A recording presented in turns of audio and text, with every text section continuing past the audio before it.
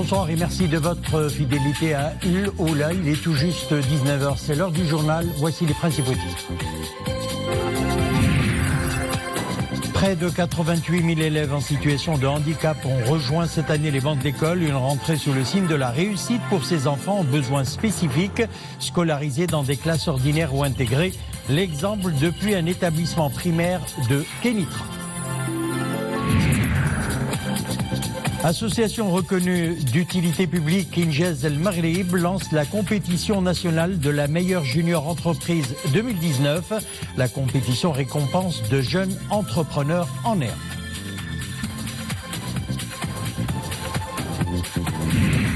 La filière enregistre un développement important depuis quelques années au Maroc et ce grâce au plan Maroc Vert. Il s'agit de la filière de production de prunes et de pruneaux. Dans la province de Safro, le rendement est de 25 tonnes à l'hectare. C'est près de 50% de plus que l'année dernière.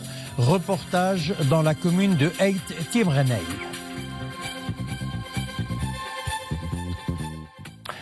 Scolarisés dans des classes ordinaires ou intégrées, près de 88 000 élèves en situation de handicap ont rejoint cette année les bancs de l'école.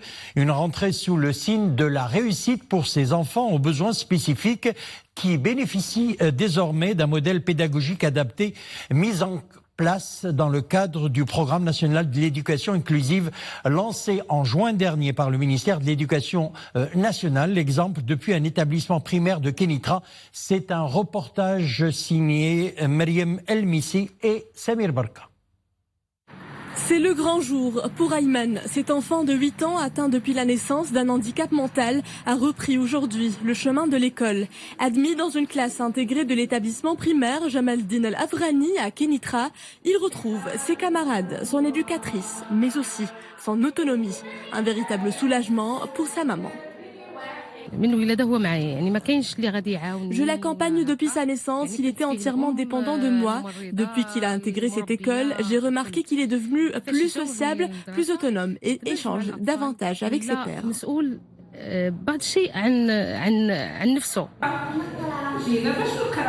Ayman fait partie des 104 élèves en situation de handicap à avoir rejoint ce mercredi les classes intégrées et ordinaires de l'établissement Jamaldine El Afrani. L'unique école de la ville a prodigué un cursus pédagogique adapté aux capacités d'apprentissage propres à chaque enfant. Nous sommes toute une équipe pédagogique à s'atteler à la préparation d'un programme scolaire ajusté aux spécificités de cette catégorie d'écoliers. Ce comité comprend des responsables de l'administration, mais aussi des représentants de l'association des parents d'élèves et de l'association nationale de l'insertion des enfants en situation de handicap. Ils contribuent à l'élaboration d'un projet éducatif couvrant 1 à 2 années scolaires. Nous déplorons par ailleurs l'absence d'un accompagnement paramédical indispensable pour que ce projet arrive à maturité.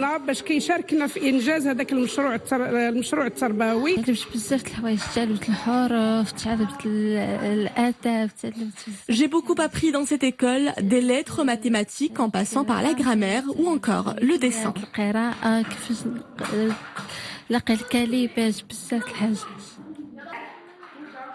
Ils sont près de 80 000 enfants en situation de handicap à bénéficier d'une scolarisation inclusive au Maroc, considérée comme un maillon essentiel dans le processus de l'intégration sociale de cette catégorie de personnes à besoins spécifiques. Ces établissements de la deuxième chance sont le fruit d'un plan national dédié. Pas moins de 700 classes inclusives ont été créées. Le défi serait dorénavant d'évoluer vers une scolarisation dans les classes normales. Association reconnue d'utilité publique, Injaz El Maghrib lance la compétition nationale de la meilleure junior entreprise 2019. La compétition récompense de jeunes entrepreneurs en herbe. Le reportage est signé Sarah Kadir. À l'issue des compétitions régionales, elles sont 12 équipes lauréates à se retrouver à Casablanca pour conquérir dans la compétition nationale de la meilleure junior entreprise. Une compétition qui vient récompenser les 5 mois d'intense activité entrepreneuriale des jeunes entrepreneurs en herbe. Pour cette 12e session, les projets présentés sont pour la plupart axés sur les nouvelles technologies et le développement durable, ce qui nous réjouit en tant qu'équipe organisatrice. Lycéens et étudiants universitaires, les jeunes en compétition sont issus tous des établissements d'enseignement public marocains. Notre projet est un porte-clés capable d'aider des personnes en cas d'urgence, car en cliquant sur ce bouton, la localisation de la personne en danger sera transmise à la personne de son choix. Les critères retenus pour le choix de la meilleure junior entreprise sont entre autres la maîtrise du produit, l'innovation, la cohésion d'équipe et la qualité de la présentation orale. À l'échelle nationale, 238 junior entreprises, soit plus de 3000 jeunes, étaient en compétition au niveau de 20 villes du royaume. Maroc-Côte d'Ivoire, le président de l'Assemblée nationale ivoirienne est dans le royaume. Amadou Soumaoro a eu une série d'entretiens avec des responsables marocains, dont le président de la Chambre des représentants. Les deux hommes ont procédé à la signature d'un mémorandum d'entente pour développer et institutionnaliser la coopération parlementaire bilatérale et favoriser une coordination accrue entre les deux institutions législatives. Les deux parties s'engagent à contribuer, dans la limite de leurs compétences, au renforcement des liens politiques, économiques, culturels et scientifiques entre les deux pays. On écoute le président de l'Assemblée nationale ivoirienne. Nos relations commerciales sont au beau fixe, avec une balance excédentaire pour le Royaume du Maroc. Les relations parlementaires, la coopération parlementaire est aussi au beau fixe. Relations historiques profondes, des relations empreintes d'estime réciproque et se poursuivant entre les deux institutions. Nous ferons en sorte que les relations bilatérales, parlementaires, soient le reflet de bonnes relations politiques, économiques entre le Royaume du Maroc et la République de Côte d'Ivoire. Le Conseil de la Ligue des États arabes réunis au Caire au niveau des ministres des Affaires étrangères a salué les efforts entrepris par Sa Majesté le roi Mohammed VI, président du comité Al-Quds, pour la protection de la ville d'Al-Quds al-Sharif et le soutien apporté par Sa Majesté le roi à la résistance du peuple palestinien. Le Maroc était représenté à cette réunion par une délégation conduite par la secrétaire d'État auprès du ministre des Affaires étrangères et de la coopération internationale, Madame Mounia Bousta, et composée de l'ambassadeur du Maroc au Caire et représentant permanent du Royaume auprès de la Ligue arabe, Monsieur Ahmed Tezi.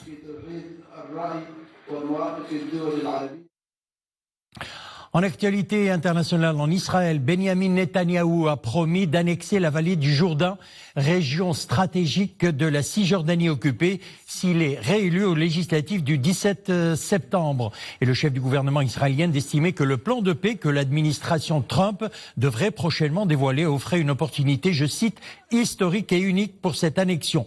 Réaction du côté palestinien, plusieurs responsables ont assuré que cette annexion envisagée minerait les chances de progrès dans le processus de paix israélo-palestinien. L'Organisation de la coopération islamique a annoncé la tenue dimanche d'une réunion d'urgence consacrée à cette question. Et puis en Espagne, le socialiste Pedro Sánchez et le chef de la gauche radicale Pablo Iglesias se sont mutuellement rejetés la responsabilité du blocage politique dans le pays. Blocage qui pourrait conduire bientôt à de nouvelles élections si les partis ne parviennent pas à s'entendre. Les négociations sont au point mort. Podemos exige d'entrer au gouvernement. Les socialistes refusent et proposent à la place la négociation d'un programme commun. Si Pedro Sánchez n'est pas investi par le Parlement d'ici le 23 septembre, l'Espagne organisera le 10 novembre ses 4e élections en 4 ans. Soucieuse de limiter l'impact de la guerre commerciale sur son économie, la Chine annonce l'annulation de surtaxes douanières sur 16 catégories de produits importés des États-Unis avant de nouvelles négociations bilatérales prévues début octobre à Washington. Les exceptions seront effectives du 17 septembre 2019 au 16 septembre 2020. Elles vont des pesticides aux lubrifiants en passant par certains produits pharmaceutiques et la nourriture pour poissons. C'est ce qu'a annoncé la Commission des droits de douane du gouvernement chinois. La justice écossaise juge illégale la décision du Premier ministre britannique Boris Johnson de suspendre le Parlement jusqu'au 14 octobre, 2 semaines avant le Brexit prévu le 31 octobre. Il s'agit de la première victoire judiciaire des opposants à cette suspension très controversée du Parlement. Le gouvernement a immédiatement annoncé qu'il formait un recours contre cette décision auprès de la Cour suprême à Londres. Nous sommes déçus de la décision d'aujourd'hui et feront appel auprès de la Cour suprême, a déclaré le Downing Street.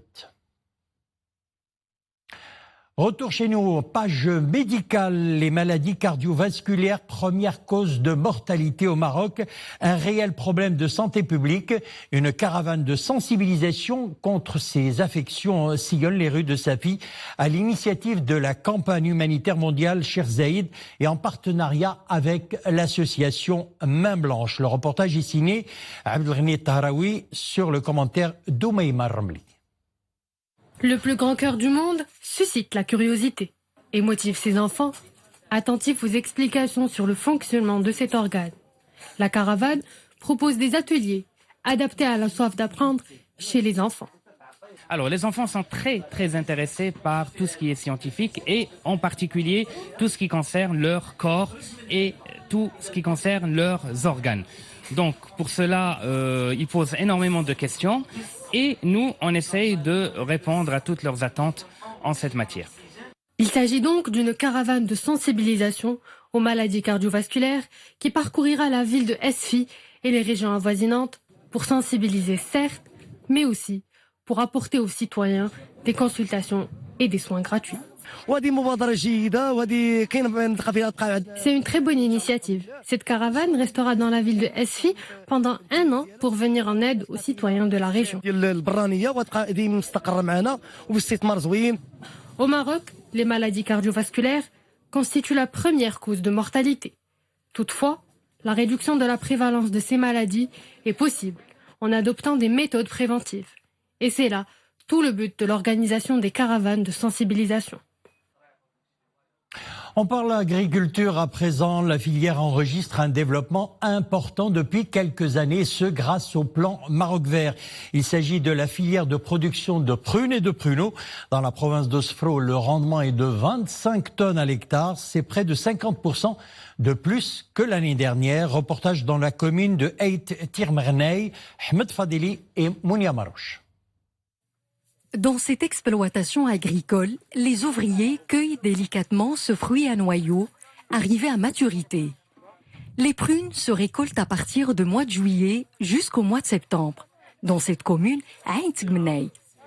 Cette année, cette rosacée fruitière a bien bénéficié de la vague de froid et la production enregistre encore de nouveaux records. La production est excellente, les fruits sont d'une grande qualité et les prix sont satisfaisants. Les agriculteurs, les producteurs et les ouvriers sont tous satisfaits. Nous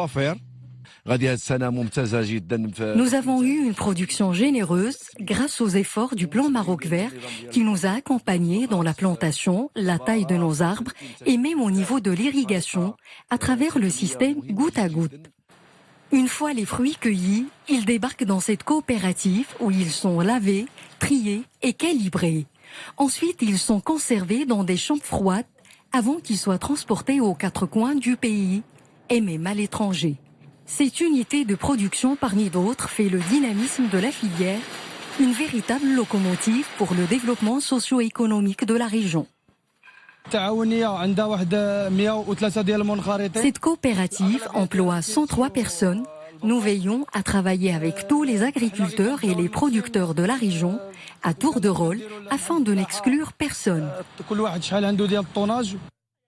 Le prunier, culture vedette de la province de Sfro, s'étend sur 1000 hectares avec une production qui dépasse cette année les 22 000 tonnes, soit une augmentation de 50% par rapport à l'année dernière.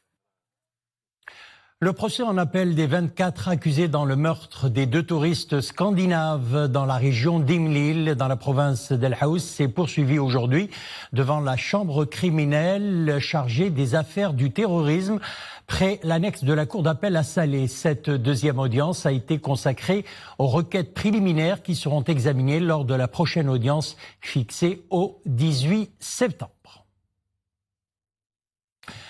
L'ARAM lance donc pour la première fois une liaison directe entre l'aéroport international Mohamed V de Casablanca et l'aéroport international de Pékin-Daxing. Grâce à cette nouvelle route aérienne, la compagnie nationale reliera le Maroc à la Chine en moins de 13 heures par des vols directs opérés par des Boeing 787 Dreamliner d'une capacité de 302 sièges. 3 fréquences par semaine seront proposées, indique la compagnie. On passe au sport à présent. Les Lions de l'Atlas se sont imposés en amical et vous l'avez suivi sur notre antenne hier. 1-0 face au Niger. C'était donc hier soir au Grand Stade de Marrakech. L'unique but de la rencontre a été inscrit par Walid El-Karti à la 21e minute de jeu. Le sélectionneur national s'est dit satisfait de l'état d'esprit des joueurs.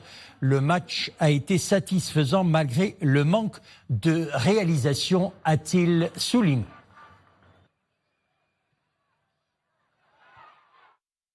Plusieurs occasions ont été, bien entendu, ratées côté Maroc. Voilà, c'est la fin de notre édition. Merci de l'avoir suivi. Retour de l'info, 21h. Une excellente soirée, à demain.